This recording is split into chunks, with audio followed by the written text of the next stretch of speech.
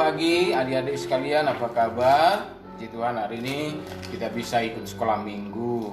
Baiklah, kita akan awali ibadah kita hari ini ya. Kita nyanyikan pujian kita kepada Tuhan, sungguhlah.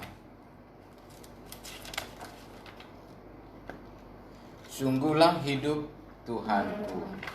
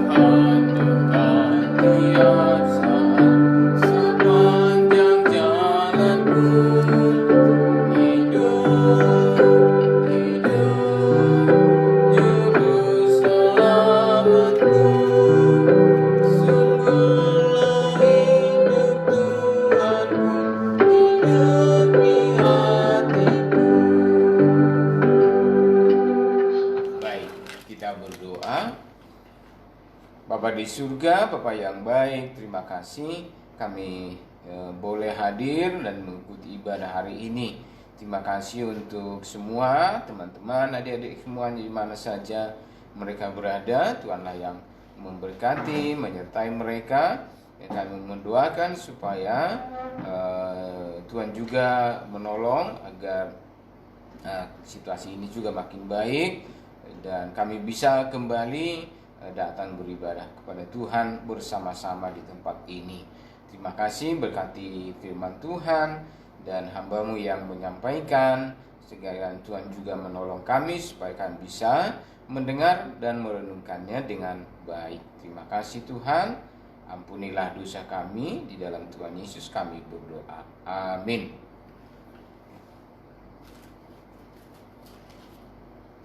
Baik adik-adik, kita nyanyikan lagi pujian kita laut lebar ya, laut lebar. Kita nyanyikan kembali ya pujian kita kepada Tuhan.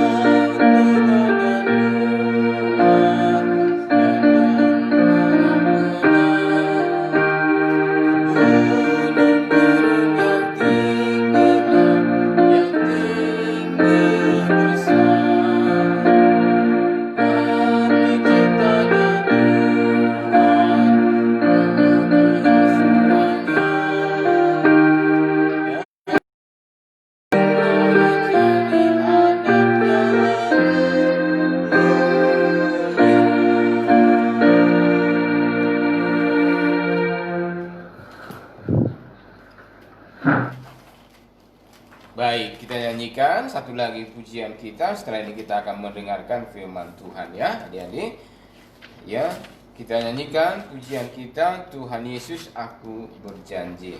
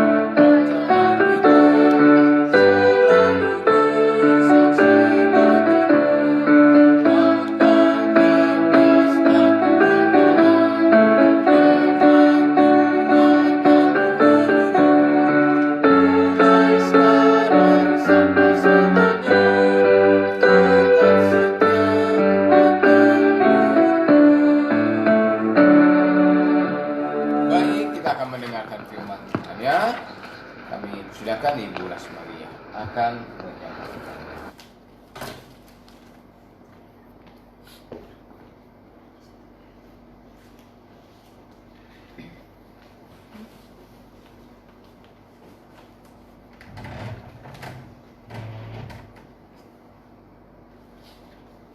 Halo, selamat pagi semuanya. Selamat pagi adik-adik. Selamat pagi kakak sekolah minggu. Selamat pagi para orang tua dimanapun berada. Apakah semuanya sehat-sehat? Sehat. Sehat. Puji Tuhan, Kak Lasma dan kami di sini berdoa supaya kita semuanya dalam lindungan dan kasih-Nya Tuhan Yesus. Hari ini kita akan mendengarkan firman Tuhan. Apakah kalian siap mendengarkan firman Tuhan? Siap. Siap. Mari kita berdoa lebih dahulu. Lipat tangannya, kita berdoa. Bapa di surga, kami mengucap syukur kepadamu. Engkau adalah Allah yang setia. Kami bersyukur bisa mempercayai janji Tuhan bagi kami. Kami bersyukur hari ini bisa berkumpul lagi, bisa bersama-sama akan mendengarkan firman-Mu. Tolong berkati kami semuanya, adik-adik boleh duduk dengan tenang, mendengarkan dengan jelas kebenaran firman Tuhan. Terima kasih, berkatilah ini acara ini dari awal sampai akhirnya. Berkati hamba juga yang menjelaskan dan yang diberikan Tuhan kesempatan menyampaikan, biarlah kebenaran firman Tuhan saja isi hati Tuhan yang disampaikan. Dalam nama Tuhan Yesus kami berdoa. Amin. Adik-adik, apakah kalian tahu bahwa Tuhan sangat mengasihi kita semuanya? Mengasihi Kak Lasma, mengasihi adik-adik, mengasihi kakak-kakak sekolah minggu, dan mengasihi para orang tua. Semua ciptaan Tuhan sangat dikasihinya, ya. Nah, ketika kita mengasihi Tuhan, ada yang Tuhan ingin kita lakukan. Tuhan ingin kita mentaatinya, melakukan apa yang sesuai dengan kehendaknya. Nah, ada juga pilihan lain adalah kita tidak mengasihi Tuhan, yaitu kita tidak mengikuti kehendak Tuhan dan kita tidak melakukan apa yang Tuhan inginkan. Jadi, ketika kita mengasihi Tuhan, maka kita melakukan cara yang Allah kehendaki. Sedangkan saat kita melakukan sesuatu yang cara yang kita kehendaki adalah kita melakukan cara yang saya kehendaki, ya. Oke. Apakah kalian bisa melihat dari sini? Di sini Kak Lasma membuat contoh apa saja yang termasuk cara yang dikehendaki Allah dan cara yang saya kehendaki. Coba lihat, untuk cara yang dikehendaki Allah, Allah ingin kita taat, bermain bersama, kita juga ramah, menolong orang lain, ya.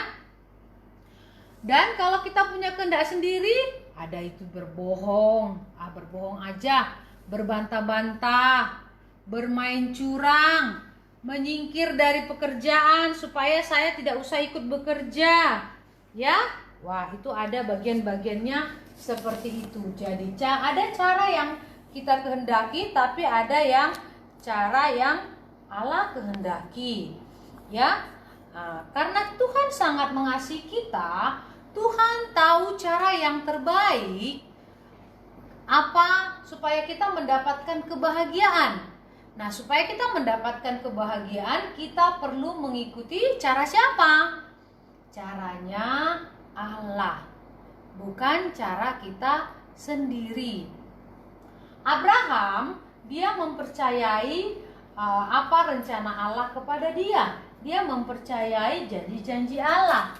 Begitu juga pertama kali Tuhan menciptakan manusia pertama adalah Adam dan Hawa. Mereka juga mempercayai janji Allah, tapi di tengah jalan mereka lupa sehingga berbuat dosa dan mereka harus mendapatkan juga hukuman, Tuhan memberikan mereka sanksi, mereka keluar dari Taman Eden. Memang mereka minta ampun kepada Tuhan atas dosanya, Tuhan mengampuni walaupun mereka harus keluar dari Taman Eden yang indah itu.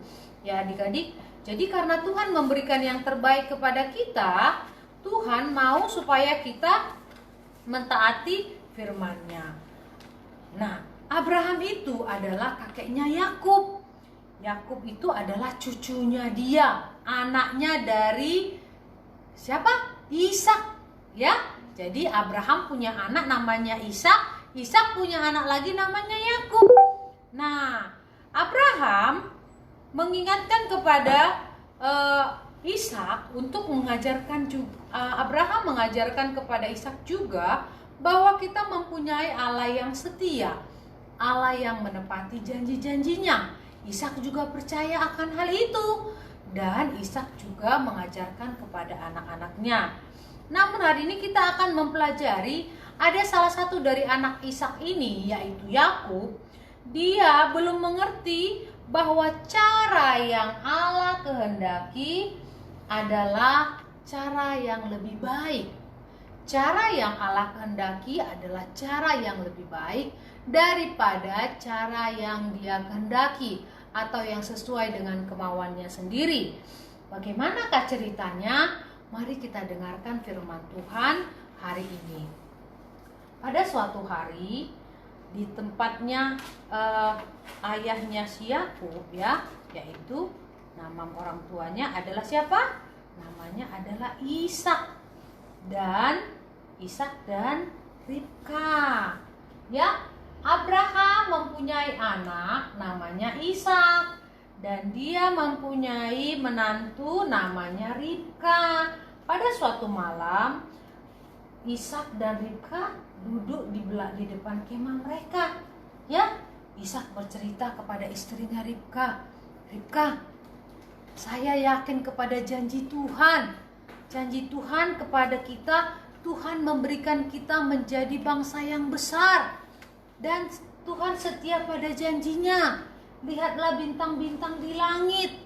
Dulu papa saya Abraham juga melihat ke sana. Dan Tuhan berjanji bahwa keturunannya akan banyak seperti bintang-bintang di langit." Dan Ribka serta siapa? Ishak percaya kepada janji Tuhan. Nah, adik-adik, lalu cannot see. Oke, lalu setelah itu mereka berdoa, ya. Abraham berdoa, Ishak berdoa, "Tuhan, tolong berikan aku anak karena aku merindukan anak." Nah, mereka terus berdoa, ya. Lihat usia mereka sudah agak senior juga tapi belum tua, ya. Mereka terus berdoa. Dan pada suatu hari Tuhan mengatakan kepada Ishak, "Saya memberikan kepadamu anak kembar." Ada anak kembar twins, ya. Nah, lalu Allah berfirman kepada Ribka, anak yang paling muda akan menjadi lebih berkuasa daripada anak yang lebih tua, kata firman Tuhan kepada Ribka. Wah, adik-adik, ini agak janggal ya. Karena apa? Pada waktu itu dan ada namanya hak kesulungan. Pada masa itu ada namanya hak kesulungan. Hak kesulungan adalah hak yang diberikan istimewa kepada anak pertama laki-laki di dalam sebuah keluarga. Dan dia, anak itu, akan mendapatkan warisan yang lebih banyak dari orang tuanya. Ya. Lihat yang di HP itu Johnny, kelihatan kan? Ya. Dan lalu dia juga kalau orang tuanya meninggal, nanti anak itu akan menjadi pemimpin di dalam keluarga.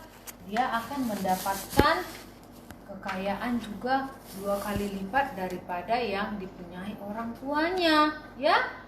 Nah, pengertian hak kesulungan itu adalah hak atas kedudukan yang istimewa yang diberikan kepada anak sulung dalam suatu keluarga.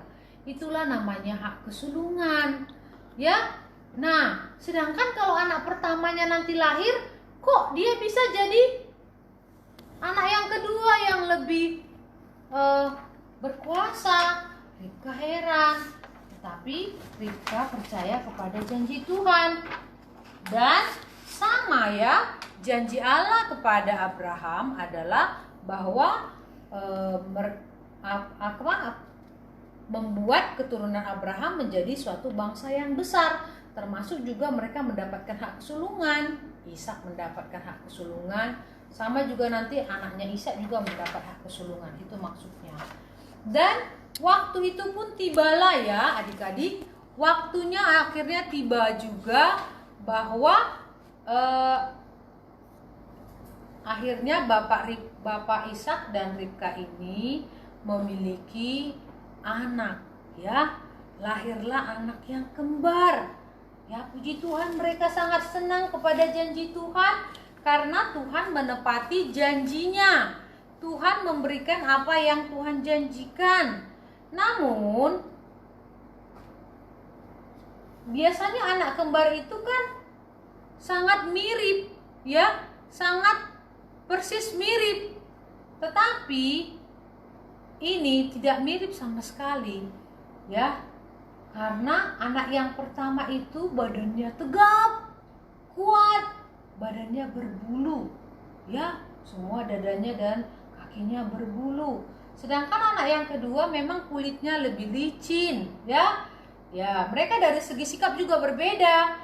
Yang pertama namanya adalah Esau. Dia senang berburu di hutan. Dan yang kedua namanya adalah Yakub. Yakub, dia tidak suka pergi keluar rumah. Dia suka di rumah saja, membantu ibunya memasak, dan dia juga suka bikin masakan, dan dia anak yang taat. Nah, di dalam keluarga, ayahnya sayang kepada Yakub. Kepada Esau. Karena Ishak itu suka makan daging buruan. Nah, sedangkan ibunya sayang kepada siapa?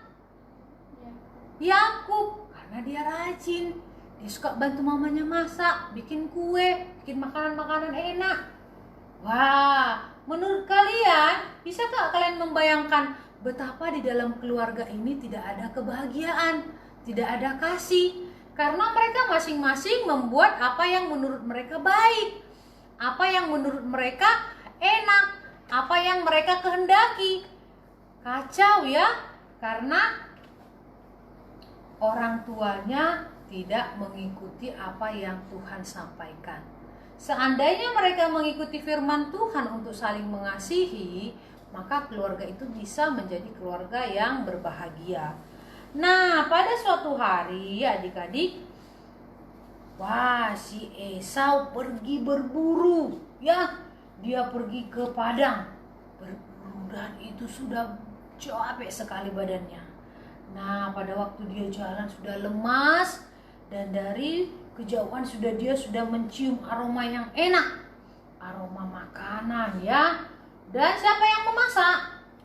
Wah, Esau lagi memasak makanan di dalam Yakub sedang memasak makanan di dalam sebuah kuali yang besar. Aromanya smell good, ya. Dan Esau datang dan berbicara kepada Yakub. Yakub, berikanlah aku makanan yang kamu masak itu, karena aku sangat lapar sekali, katanya. Wah, pada saat itu Yakub punya ide. Ternyata Yakub ini sudah mendengar dari ibunya kalau ibunya mengatakan dia akan mendapat hak kesulungan dan mereka kembar. Dia mau juga hak yang sama, dia mau jadi anak sulung. Lalu dia punya ide. Dia mau buat tipu daya licik. Dia bilang, aku akan memberikan kamu semangkuk kacang merah yang enak ini, yang lezat ini, asalkan kamu menjual hak kesulunganmu kepadaku, katanya.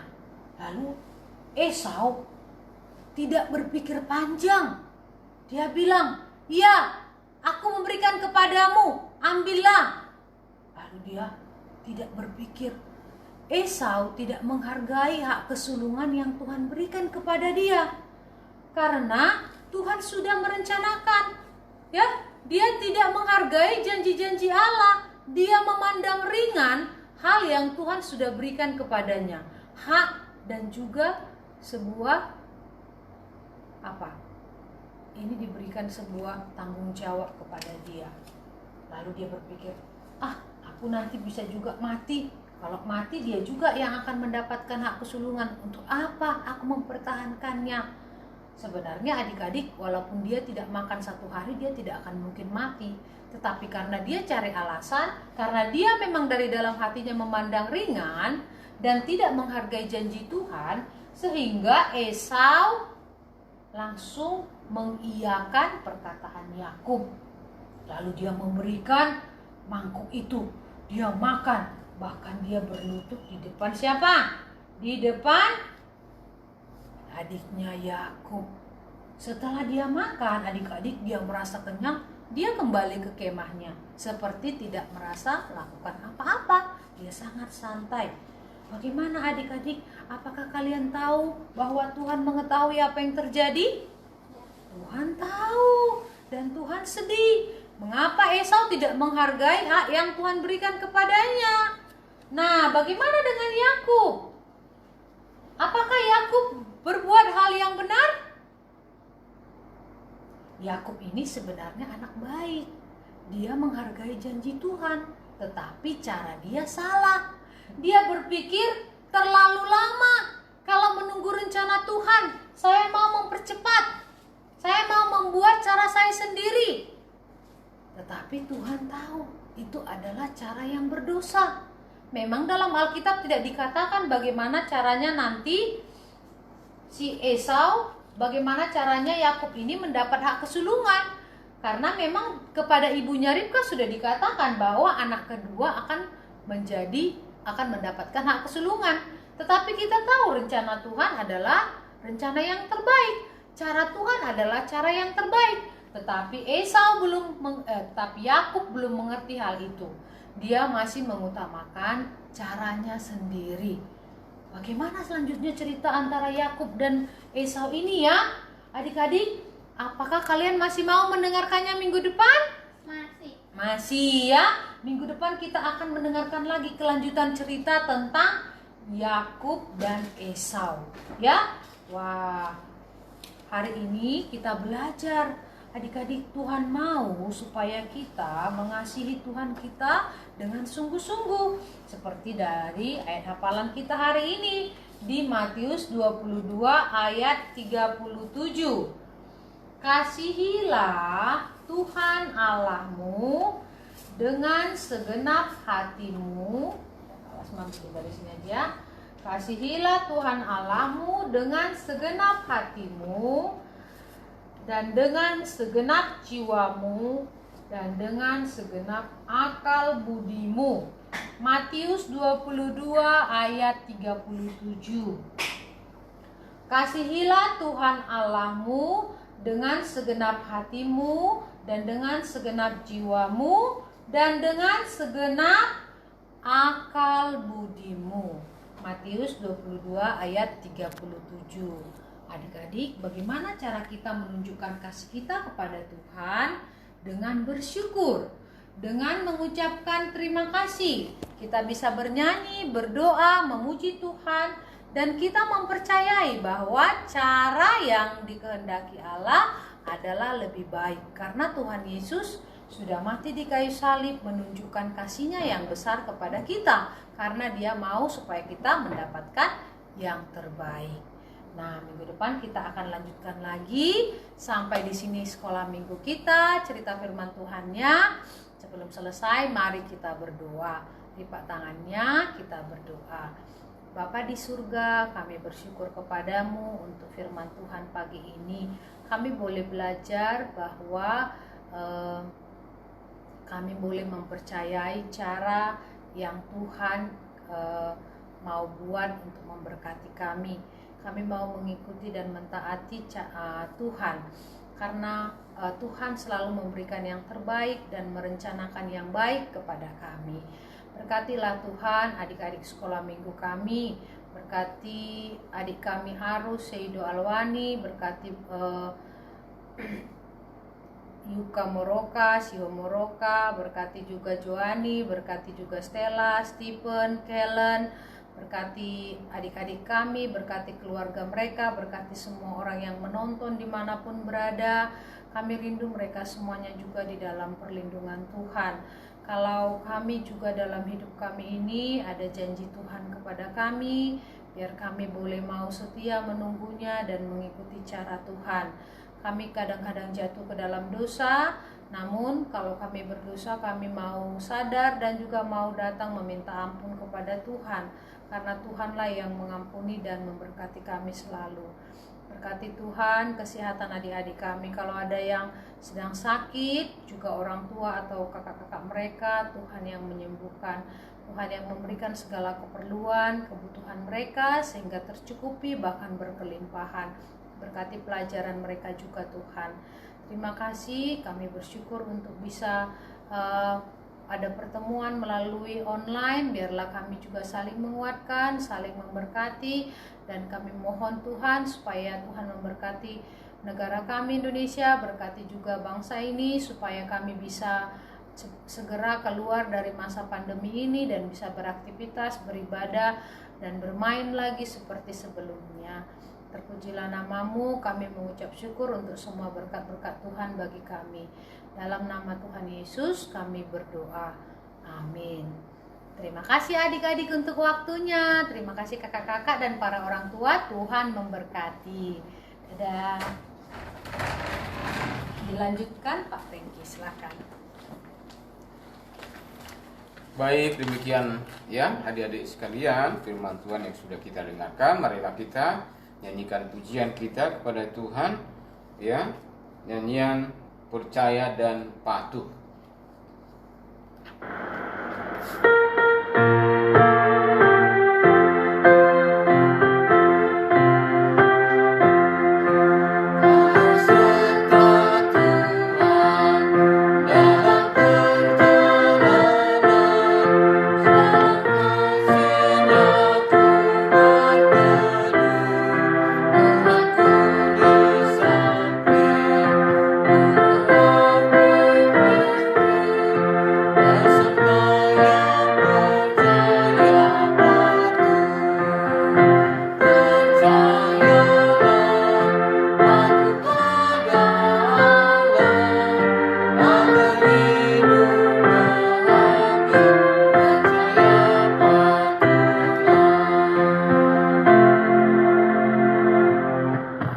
Baik, mari kita berdoa. Bapa di surga, terima kasih.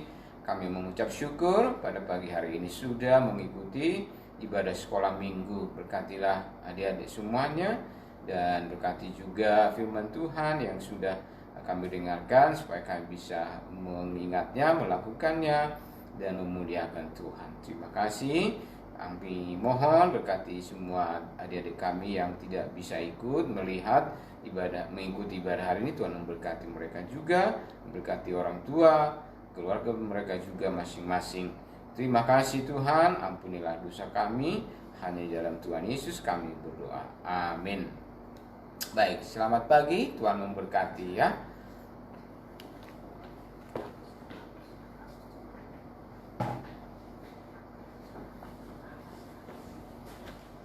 Bye bye. Selamat hari Minggu.